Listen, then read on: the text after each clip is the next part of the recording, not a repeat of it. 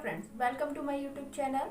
मैं हूं डॉक्टर कावेरी हालदार और आज मैं आपको बताऊंगी कि होम्योपैथी क्या है, किस प्रकार होम्योपैथी का उद्भव हुआ और होम्योपैथी में दवाइयाँ किस प्रकार बनती हैं और होम्योपैथी की दवा मेडिसिन लेने से पहले और लेने के बाद हमें क्या सावधानी रखनी चाहिए।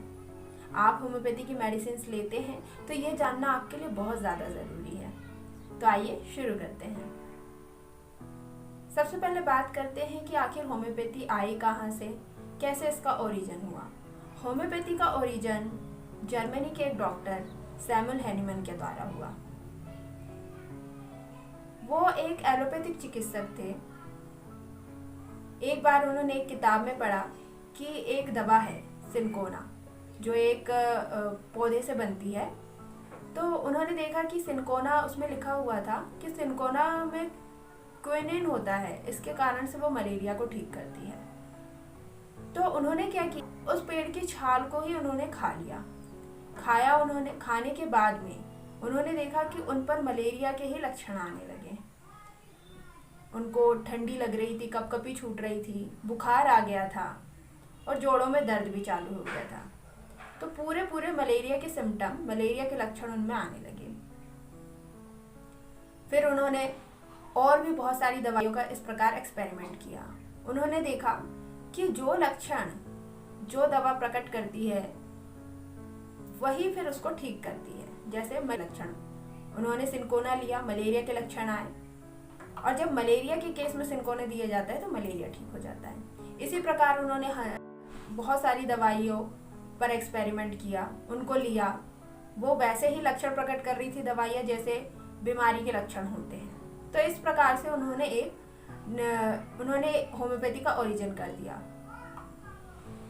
उन्होंने कहा कि जो लक्षण दवा के होते हैं वही उस बीमारी के लक्षण से मेच खाते हैं और उसको ठीक करते हैं। मतलब दवा के लक्षण और बीमारी के लक्षण एक जैसे होते हैं। तो उन्होंने एक लॉ बना, सिमिलिया सिमिलिबस क्यूरेंटर लाइक क्योर्स लाइक। मतलब दवा का जो लक्षण होता है बीमारी का भी वही लक्षण होता है, तब वो दवा उस बीमारी को ठीक कर देती है। तो इस तरीके से होम्योपैथी का ओरिजिन हुआ। लगभग 1796 की बात है। फिर उसके बाद में धीरे धीरे होम्योपैथी बढ़ता गया, बहुत इसके विरोध भी हुए, लेकिन आखिरकार होम्योपैथी आज सफल चिकित्सा में आता है। अब बात करते हैं कि होम्योपैथी में दवाइयाँ बनाई कैसे जाती हैं। होम्योपैथी में दवा बहुत ही इफेक्टिव तरीके से बनाई जाती है, जिसको आप नैनो टेक्नोलॉजी भी कह सकते हैं, क्योंकि इसमें दवा का जो भाग होता है वो बहुत ही कम होता है। एक दवा का एक सूक्ष्म भाग आपकी पूरी बीमारी को ठीक करने के लिए काफी होता है।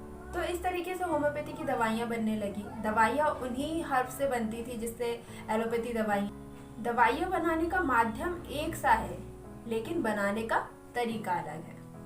तो इस प्रकार से होम्योपैथी की दवाइयाँ बन करके आई और फिर उसके बाद में बीमारी में दी गई काफी सफलता में इसका परिणाम रहा। अब बात करते हैं कि होम्योपैथी में कहते हैं कि परहेज होता है, कि कच्चा प्याज नहीं खाते, अचार नहीं खाते, कॉफी नहीं लिया जाता है।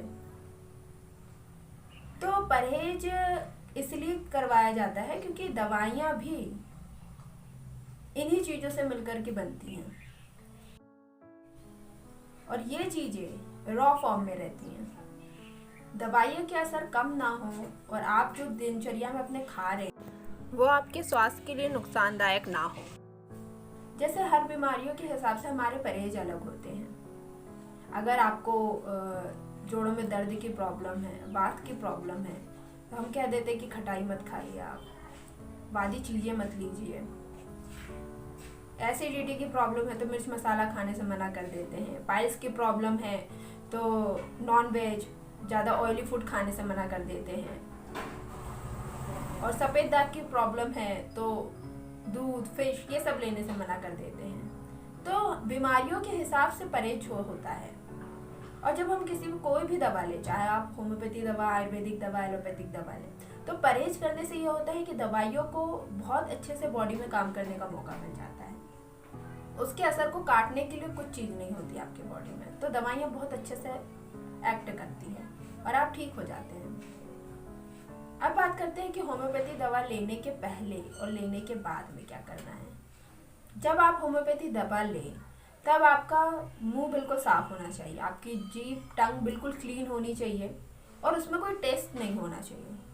क्योंकि जब हम दवा डालते हैं, आपके टंग में दवा, होम्योपैथी की दवा जब डाली जाती है तो वो डायरेक्ट सीधे सेंसेशन ब्रेन में पहुंचाती है और आपकी पूरी बॉडी में जल्दी से वो काम करना स्टार्ट कर देती है।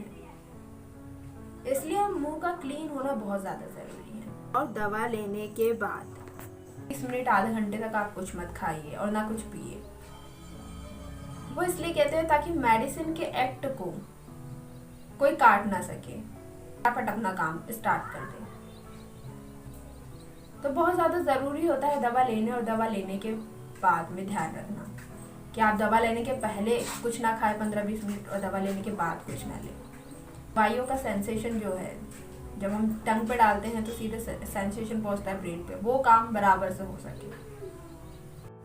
कि दवा को खुशबूदार चीज़ों से दूर रखा जाए और धूप से दूर रखें, ठंड से दूर रखें, डस्ट से दूर रखें। क्योंकि होम्योपैथी की कोई भी दवाई उसमें इतना ज़्यादा पावर हो, परफ्यूम के पास में रख देंगे तो वो सेंट से ही वो मेडिसिन फॉर्म करने लगेगी, तो आपकी जो मेडिसिन की जो एक यूनिक क्वालिटी है वो चेंज हो जाएगी। डस्ट में रखेंगे तो डस्ट के साथ मिक्सअप होकर के कुछ बन जाएगा उसका कॉम्बिनेशन। गर्म में रखेंगे तो मेडिसिन की जो प्रॉपर्टीज़ है वो ख़राब हो जाएगी।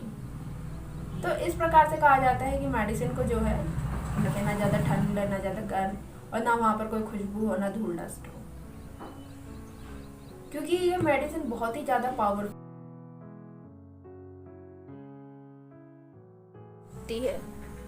तो आप अगर होम्योपैथी की मेडिसिन लेते हैं तो उसको लेने से पहले ये सावधानी आप ज़रूर बरतें। अब उसके बाद बात करते हैं कि होम्योपैथी की मेडिसिन किस प्रकार से असर करती है हमारी बॉडी में। जैसे कि मैं पहले आपको बता चुकी हूँ कि इसमें मेडिसिन का पार्ट बहुत ज़्यादा कम होता है, लेकिन ये इतनी ज़्यादा पावरफुल होती है। कहते हैं परमाणु दिखाई नहीं देते, लेकिन वो कितने ज़्यादा पावरफुल होते हैं ये तो हम सभी जानते हैं। तो उसी प्रकार होम्योपैथी की मेडिसिन का पार्ट उसमें नज़र नहीं आता है, क्योंकि उसका बहुत ही माइनर पार्टिकल रहता है। होम्योपैथी की एक थ्योरी है कि वो एक किसी पर्टिकुलर बॉडी के किसी पार्ट पे वो एक्ट नहीं करती है। जैसे आपने एलोपैथी की दवाई ली, सर दर्द हो रहा है, आपने सिर दर्द की ले ली, सर्दी हो रही है, आपने सर्दी की ले ली। उन्होंने इस चीज़ को जोर दिया है कि होम्योपैथी की मेडिसिन जो है वो आपकी वाइटल फोर्स पे एक्ट करती है। वाइटल फोर्स से उनका तात्पर्य आप समझ लीजिए जो एनर्जी होती है जिससे हमारा शरीर गतिमान होता है, चलता है, और वो एनर्जी जब हमारी बॉडी से चली जाती है तो उसको डेथ कह देते हैं। तो उसी एनर्जी का जो पावर होता है उसी पे जा कर के मेडिसिन होम्योपैथी की एक्ट करती है।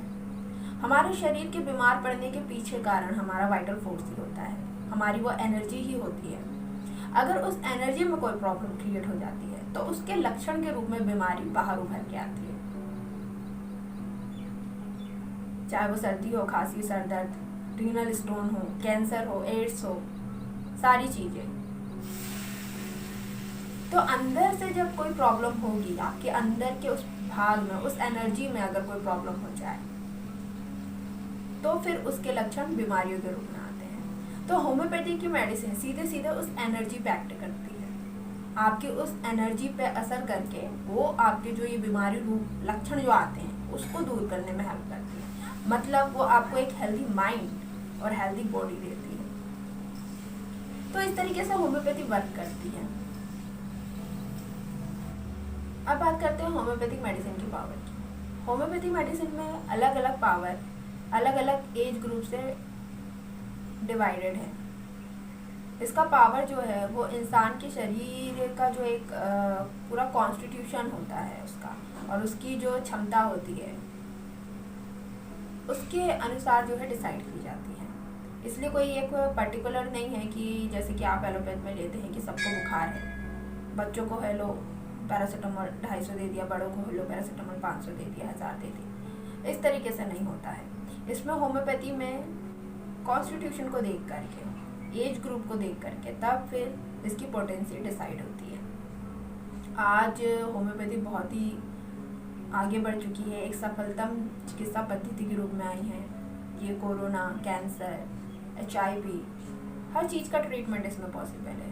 क्यों? क्योंकि सिंपल सा है, ये बॉडी के पार्ट के लिए, बॉडी पूरी होल बॉडी आपकी उस एनर्जी पे एक्ट करती है जो एनर्जी आपकी बॉडी को चलाती है।